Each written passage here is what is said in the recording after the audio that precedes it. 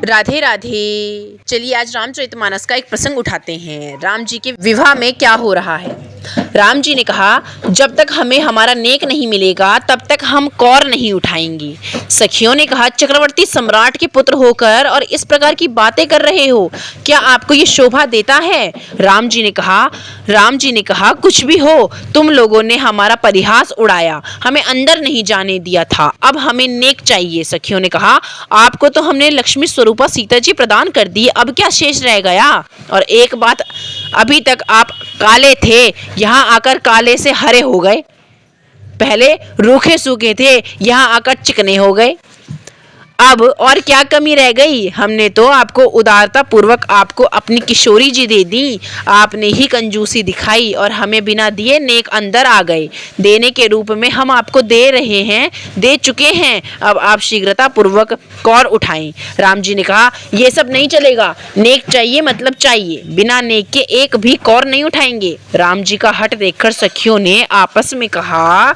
राम जी हट पकड़ के बैठ गए, जब तक नेक नहीं मिलेगा तब तक हम कुछ भी नहीं खाएंगे। सखियों ने कहा, अब यहाँ पर बुद्धि का परिचय देना होगा। एक सखी ने कहा, हमारे महाराज ने जब राजाओं ने धनुष नहीं उठाया तब कुछ कटु वचनों का प्रयोग किया। उस समय ये लक्ष्मण जी तमक कर खड़े हो गए और कहने लगे, यदि मैं आपका अनुशासन पाऊं तो पूरे ब्रह्मांड को गेंद की तरह उठा लूं और इसे कच्चे घड़े के समान तोड़ दूं। अब हमें समझ में आया, इनके अंदर कोई बल नहीं है। यदि बल होता तो एक रसगुल्ला ही उठा लेते। रसगुल्ले जैसे मुलायम मिठाई नहीं उठाई जा सकती है। बड़े आए धनुष और ब्रह्मांड उठाने वाले, हम कैसे माने आप ही उठा सकते हो। यदि आपके अंदर इतनी ही क्षमता है तो फिर यह मिठाई उठाकर दिखाओ। लक्ष्मण जी ने राम जी से कहा, भैया अब तो बात इज्जत पर आ गई है, अब तो ग्रास उठाना ही पड़ेगा। राम जी ने कहा, हाँ, इन लोगों को दिखाना ही पड़ेगा हमारे अंदर कितना बल है। फिर तो चारों भैया ने ग्रास उठाया,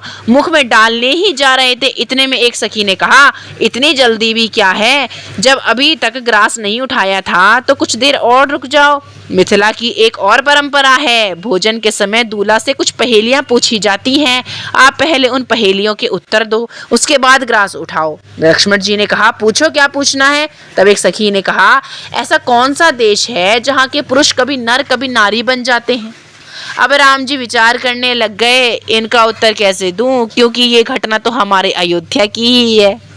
हमारे यहाँ के ही एक राजा हुए हैं जो कुछ समय के लिए पुरुष बने थे और कुछ समय के लिए स्त्री। राम जी कुछ नहीं बोले। तब दूसरी सखी ने कहा, ये नहीं बता पाएंगे, मैं बताती हूँ। श्री वैवस्वत मनु की कन्या, सूर्यवंश में वैवस्वत मनु की इला नाम की एक कन्या हुई।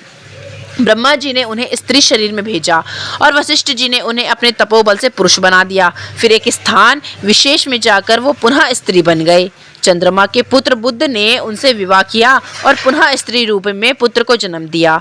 वशिष्ठ जी ने शंकर जी की आराधना की, तब शंकर जी ने उन्हें 1 महीने के लिए पुरुष और 1 महीने के लिए स्त्री बना दिया। ऐसे नर और नारी अयोध्या में ही हो सकते हैं। एक सखी ने कहा, आप इस पहेली को तो नहीं बता पाए, अब दूसरी पहेली के बारे में बताओ, बहुत सरल पहेली है। लक्ष्मण जी ने कहा, पूछो। सखियों ने कहा, एक पहेली आप बताओ, ऐसा कौन सा स्थान है जहाँ के पुरुष गर्भवता होकर स्वयं पुत्र को जन्म देते हैं। अब राम जी इस पर भी चुप हो गए, क्योंकि ये भी सूर्यवंश की घटना है।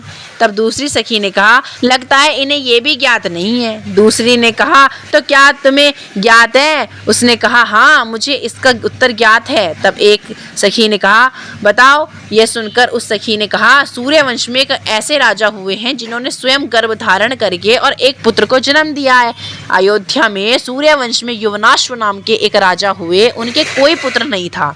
वशिष्ठ जी ने एक यज्ञ करवाया और उस यज्ञ कलश का जल स्वयं पी गए, जिससे महारानी के स्थान पर महाराजा गर्भवता हो गए। प्रसव के समय वशिष्ठ जी ने पेट फाड़ा, एक बालक उत्पन्न हुआ। इंद्र ने उस बालक को अपनी अमृतमयी तर्जनी पिलाई और कहा, मानधाता। इसी से उस बालक का नाम मानधाता पड़ गया। राम जी चुपचाप मुस्कुरा रहे थे। एक सखी ने कहा, अरे बहन, ये पहेलियों का उत्तर नहीं दे पाएंगे, अतः पहेलियां बंद कर दी जाएं। इतने में दूसरी सखी ने कहा, हमने सुना है अवध में माता पिता की आवश्यकता ही नहीं होती, खीर खाओ और बच्चे उत्पन्न करो। अब लक्ष्मण जी से रहा नहीं गया। लक्ष्मण जी ने कहा, हमारे यहाँ पिताजी की आवश्यकता नहीं है, परंतु माताओं की तो आवश्यकता है। जब माताएं खीर खाती हैं तब उन्हें पुत्र होते हैं, परंतु हमने सुना है मिथिला में ना माता की आवश्यकता और ना ही पिता की आवश्यकता है, बस हल चलाओ और बच्चे बाहर निकालना शुरू। यह सुनकर सखियों ने कहा, इसमें भी हमारी मिथिला की ही विशेषता है, क्योंकि खीर बनाने में कई वस्तुओं की आवश्यकता पड़ती है। दूध, चावल और चीनी, ये तीनों तो प्रमुख होते ही हैं, उसके अतिरिक्त बहुत सी मेवाएं भी पड़ती हैं। यदि मेवाएं नहीं भी डालो तो इन तीनों के अतिरिक्त खीर नहीं बन सकती। जो कार्य अयोध्या की खीर करती है वो कार्य हमारी मिथिला की मिट्टी करती है। सखियों के वचन सुनकर लक्ष्मण जी ने कहा, भैया ये मिथिलियाँ तो हर प्रकार से हमारी टांग खींच रही हैं।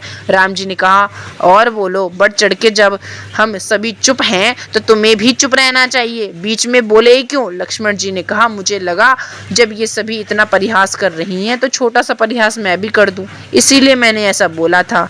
अब तो आप भोजन प्रारंभ करो, नहीं तो ये फिर किसी बात से हमारा उपहास करने लग जाएंगी। फिर तो राम जी ने भोजन प्रारंभ किया। ये देखकर सखिया कहने लगी, इन्होंने ससुराल के व्यंजनों का स्वाद चख ही लिया।